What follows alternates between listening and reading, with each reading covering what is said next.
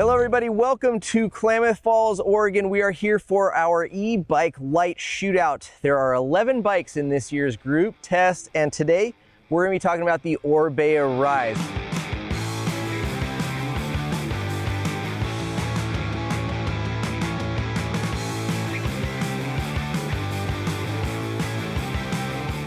We would like to thank Outdoor Research, Ride Concepts, and Schwalbe Tires, as well as the Running Y Resort here in Klamath Falls for helping make this series possible. So let's get into the Orbea Rise LT.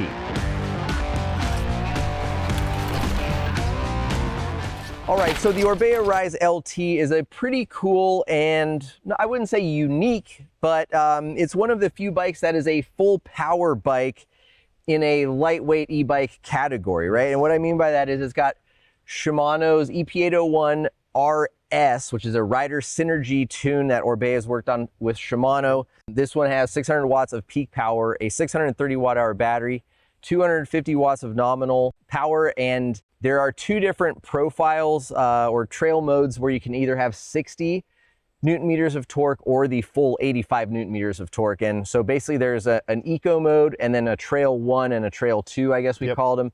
The trail 1's got 60, trail 2 has 85, and then a boost, which has got the full 85 and is a full power boost experience. And very tunable within the app. Absolutely. Also. Yeah, absolutely. Tunable. And one of the other really cool tunable things in the app that you have with the profiles is being able to turn on the free shift, which is of course Shimano's kind of proprietary system that allows the bike to shift based on the speed that you're going. So for example, like yesterday we had Travis drop in and I told him to drop into a descent in like the easiest gear and take a look at what gear he was in, you know, towards the bottom and try to pedal out of a corner. And I think the bike made like 7 or 8 shifts all by itself just based on his speed. So it will go up and down the cassette depending on how fast you're rolling and the way the grade changes. And there is also the option to have that turned off, which is the auto shift turned off, and only go with the free shift, which then allows you, as you're coasting, you can change gears. I found that to be super impactful on how I ride. Yeah, it's honestly something I don't think we spend a lot of time talking about because it's not a feature that a lot of bikes have, right? I mean, so many bikes are coming with the SRAM system, but especially in a place like this where there are so many big holes and big, tall, embedded rocks, and we don't know the trails. So you can very quickly drop in and be in the wrong gear, and you can actually do 2 or 3 shifts into a harder gear as you're picking up speed, and then that way when you do need that one quick pedal, you know, to hit a jump that's blind around a corner or to accelerate for the cameraman who you didn't know was hiding in the bushes trying to make you look bad because you're moving so slow. It's like you can be in that gear and get a pedal down. You don't have to waste pedal strokes or risk hanging up and bashing a crank arm into And I found it really helpful, especially in steeper terrain where you're coming into a super steep chute, you have a corner, and out of that corner you look up and there's a climb, you're like, oh no, and as you're coming through that corner, you can do 3 or 4 clicks and all of a sudden, boom, you're right into it. Okay. Yeah. So now let's get into some of the negatives about the Shimano system. It is loud. Yeah. It does rattle a little bit. I don't know if it was necessarily the drive unit that was loud as it was maybe cable rattle. So it is a bike that probably has some of the most miles out of any of the bikes on test. I had it for the launch, we did dissect it on it, had it at home for a few months and rode it as much as I possibly could. It did develop some cable rattle. I'm not sure if the motor rattle changed or got more intense, but there is a noticeable more amount of rattle coming from the Shimano system than say the Bosch or the Avinox. Sure. And I would say one of the other things that really bothers me personally, it may not bother you or some of the other guys, I don't know if anyone else complained about it, but the lack of display and information on this bike. I know Orbea's kind of ethos behind the RS rider synergy thing, I think, is part of like simplicity, and you can purchase the display. But with this Shimano controller here, all you really get is 2 lights, and it does not give you a lot of information. And they say, well, you've got an app and a phone in your pocket. But I just find that having to stop, open the eTube app, connect to the bike, look at your battery. And again, it doesn't even give you a battery percentage in the app. It just gives you the bars. To me, that's a big letdown. You can connect your Garmin and see that on there too, which is pretty cool. Yeah, but I guess if you owned the bike, right, and you're not switching between 10 bikes, you know. With that said though, this is not very battery hungry. No, And we're riding up and down. Oh, can we make another lap to film? It's a very unique situation we have ourselves in here. But on a normal ride, I was getting over 3,000 feet in full max power, right? Yeah. And how often are you really going to be hitting that? What, generally speaking, you're probably going for 1,000 to 2,000 feet on a normal ride. So I don't think the battery not having that display is a huge downside for me. Mm-hmm. But yes, it is one of those things that is different. Yeah, absolutely. But yeah, that is a good point, right? Like a lot of these bikes, we were like hoping we'd make it, or needing to conserve power modes, or like plug it in while we're having lunch to just try to get a little more juice to finish the day. Whereas this is like, I think it got ridden like 2 days before we like really had to worry about like, yeah, we should probably plug that thing in. And for reference, it is in the full power mode. Yeah, for most of the rides. Yeah, for sure. So, okay, moving away from the drive unit, electronics and everything, let's get into the mountain bike side of things. Let's talk real quick on the Geo of our size large. So when it comes to the Geo on this Orbea Rise, it has a 485 millimeter reach, 440 mil chain stays, a 64.5 degree head tube angle paired with a 77.5 seat tube angle, all equaling out to a 1,258 millimeter wheelbase. None of those numbers really stand out or scream polarizing for most riders, I'd say. It's very comforting. It's a very familiar feel. It doesn't do anything weird in the Geo as far as rider position. You can get your weight over the front, you can get your weight over the back on varied terrain. I do say I liked to ride this bike with a little bit lower stack than I normally do. Okay. That the effective seat tube angle on this for me and my long legs was comfortable. I didn't find myself with too much hand pressure in most situations. On long flat traverses, yeah, you're gonna be a little bit more forward.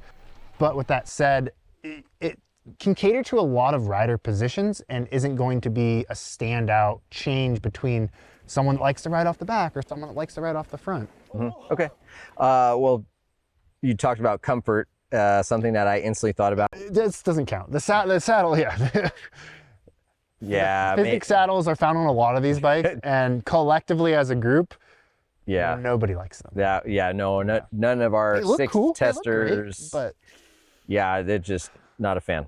Moving away from that, yes, I think that the bike gives a very neutral, easy to be centered riding position, especially when the seat's down and you're standing up. Like, I just felt like my body was planted right here, nicely spaced between the wheels. And I have a tendency to gravitate, to be low and back. And I felt like this bike really helped kind of squeeze me a little more forward and in the center of the frame. And that was something I really liked, because I thought like when it came time to like flat chundery corners, right? Especially in like the low traction environment we're in here, like I just felt like I was in like a powerful, confident position. And I was just like rounding these turns, looking ahead, and the bike's just like eating all the very predictable front wheel feel through those corners. And I think on one of the bikes that you do feel in it, you don't feel like you're over the top of it. And all this to say is we have been riding this bike exclusively in the high position. Yeah. I rode it in the low position at home on my normal trails, and then, man, the bike doesn't need to be any slacker to feel confident at speed. I almost found the low position to be a drawback on normal rides. If I was going somewhere steep, let's say Squamish, where you're just shuttle roading up to ride some really heinous stuff down, the low position would come into play. Okay. But overall, in the high position, I think it's perfect. I still felt like even in the high position, I was bashing pedals and cranks quite often. It's low. It's low. I think I also was running a touch more sag, so I was a little bit undersprung. Mm-hmm. It wasn't a huge amount, but obviously millimeters make a difference, right? Yep. But I definitely found that, and that was more of why I was using the Shimano kind of like auto shift or free shift feature.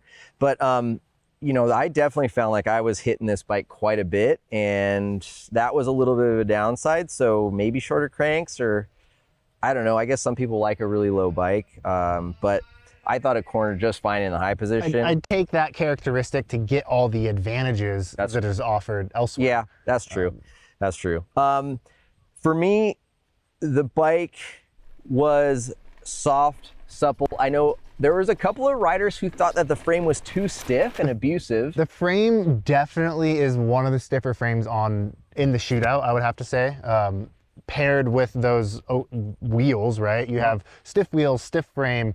It's a very rigid bike, but it doesn't translate into feel on your feet or your hands all that much. Yeah, and I think that also is probably one of the other reasons that I opted to run a little softer and more supple suspension, you know, especially with the loose and very rocky, dry conditions here. I think that the downside to that is like it made it a little more physical, a little more exertion was required to get it off the ground, to like pre-hop and pump over, you know, rocks that were like this tall, where you're like, I don't want to hammer into like 5 of these in a row, so I'm going to try to pre-hop them.